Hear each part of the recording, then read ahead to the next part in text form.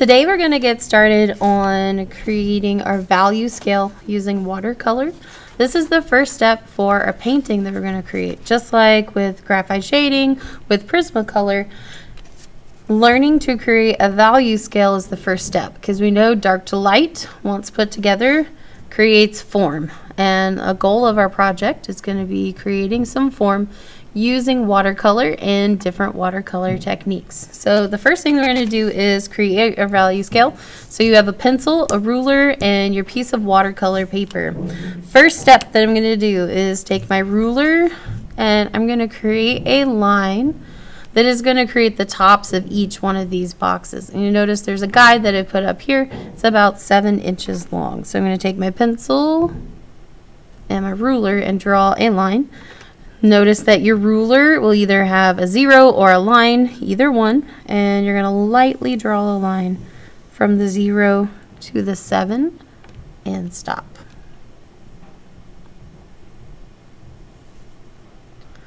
Then I'm going to look at the width that this needs to be, and so I'm going to make this about 1 inch wide. So I'm going to rotate my paper. I'm going to measure over 1 inch on top and bottom.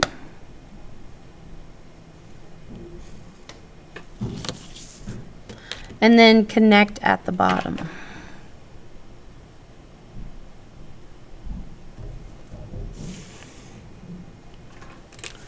So to make sure that our boxes are separated so that the watercolor doesn't run together, I'm going to be leaving a 1/2 inch in between each one. So I'm going to measure over to the 1 and make a mark.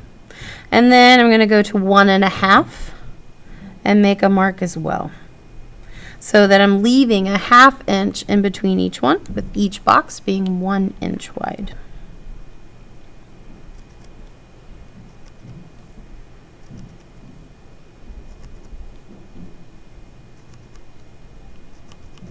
And then I made my way all the way across, again leaving a 1/2 inch between, a whole inch for the box, a 1/2 inch measurement. So make sure you're doing that, either one.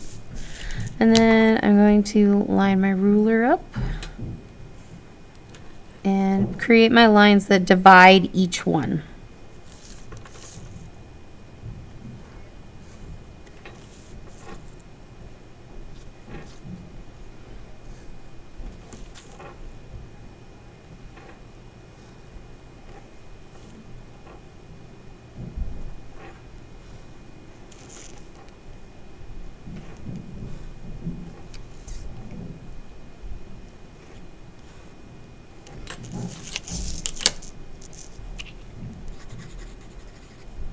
I'm going to make sure that my name is at the bottom, and I've got my class period on here as well. And then we're going to take a minute to stop the video if we need to and go through and finish these. If anyone needs help, this is when you're going to ask.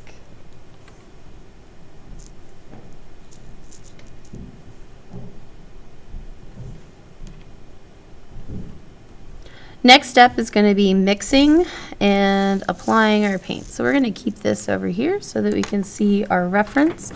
So you're going to need a few things from the back counter. First thing is you're going to find a watercolor set that has the paints that you need. You will always, every day using watercolor, need a paper towel. You need a watercolor brush. A watercolor brush is different than the acrylic brushes because of the type of hairs that it has. These are synthetic, but sometimes you can get brushes with natural animal hair. Basically, these are bristles that allow us to absorb a lot of paint like a sponge, whereas sometimes if we're using acrylic brush, then it's sitting on top of it. The reason that we don't use these for acrylic and watercolor is because acrylic will build up in the bristles and it won't allow them to absorb and hold the paint that we need. So you always want to make sure that you separate those two. There's watercolor brushes, which are always in the cup, and there's acrylic brushes that are in the ceramic sets. You'll also need a styrofoam plate. Styrofoam plate means that it's shiny, it's not a paper plate, so that we can mix and keep watercolor each day. We will not throw these out either. You'll see there's a little bit of residue, but we're going to wash these out at the end and keep them. So please do not throw them away. You will use this each day. You'll need 2 cups of water. in small plastic cups.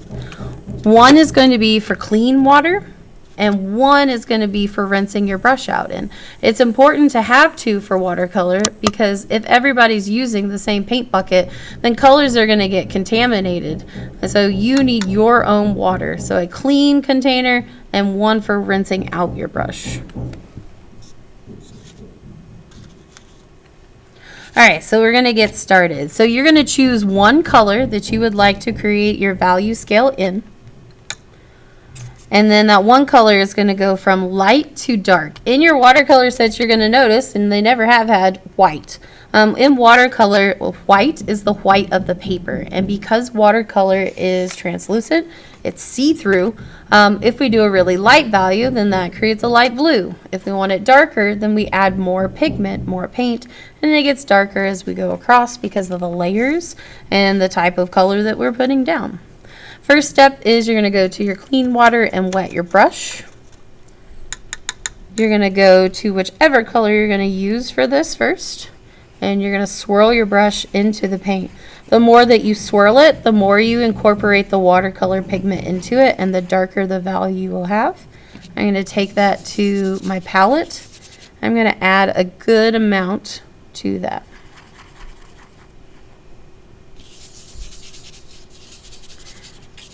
Alright, so getting a lot of watercolor because I'm going to use this for my value scale. It's sitting on my plate.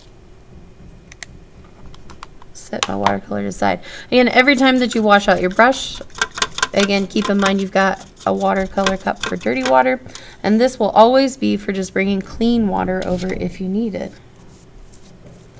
Alright, so for watercolor, when we want watercolor to spread really nice and even, there are a couple things that we can do. If we want a wash of watercolor, which is really light, and we want it even, we always take clean water, and using the end of the brush like a pencil, I'm going to wet the paper.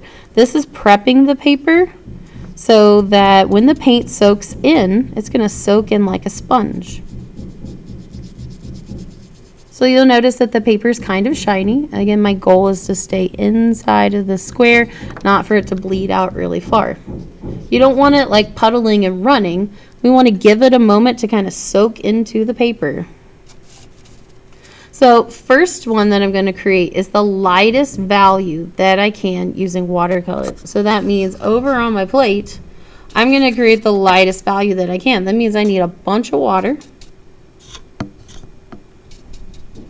And I'm going to pull in a little bit of my color. And I'm going to create a really light value. Alright, so I like this color. And I'm going to bring this over and drop this in and start applying. It should soak in pretty quickly.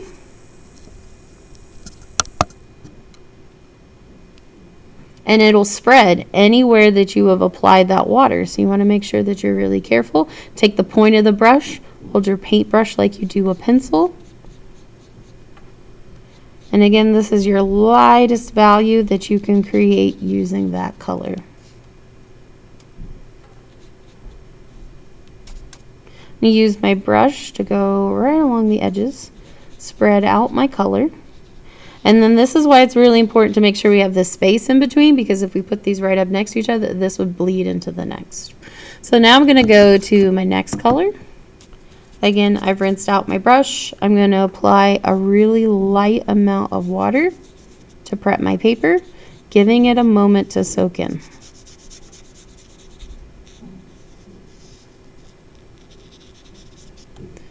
I'm going to go to my plate.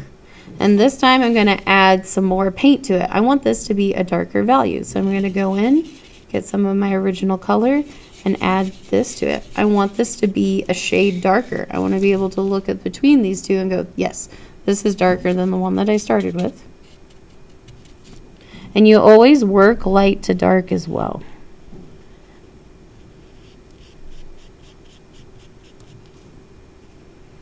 Alright, it's going to pool, and if you ever feel like you have too much color in there, just take your brush to your paper towel and lay it down and let it absorb some of that.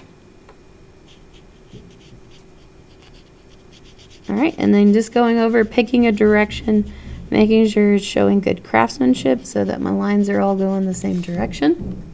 If I have a little like spot that's always darker, you can always dry your brush out some more on your paper towel and go in and pick up color. So let's say I did this and I was like, whoa, this is like way too dark. I want to change it. Dry your brush out completely. Go back in, use it like a sponge, and you can pick up some color and see how that's instantly a little bit lighter if you needed it to be.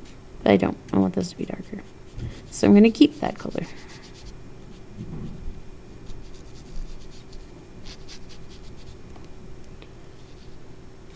Alright, so now I'm going to continue this all the way across, making sure that each time that I go in here, I'm going to add more and more of my color.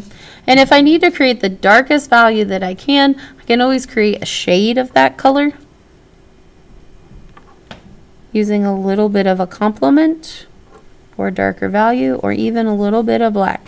But in watercolor, we usually try to avoid using the value of black pigment because it tends to dull our colors a lot.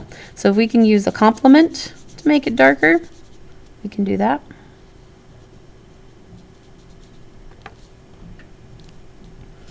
Again, always going over here, adding it to our lighter value. If for some reason you didn't finish this today, then the next day you could let this sit and it'll dry. But when you come in the next day, you can reactivate it with some water and you've got your colors and your values all there.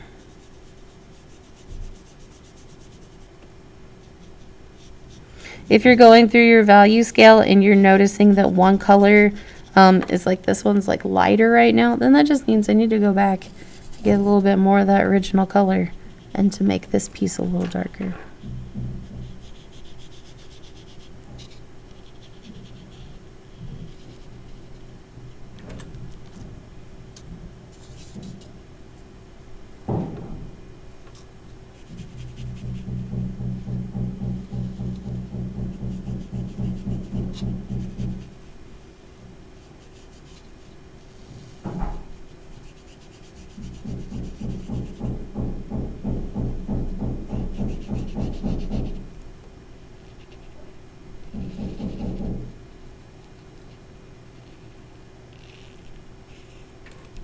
Alright, and then when we're finished, we're going to let that dry.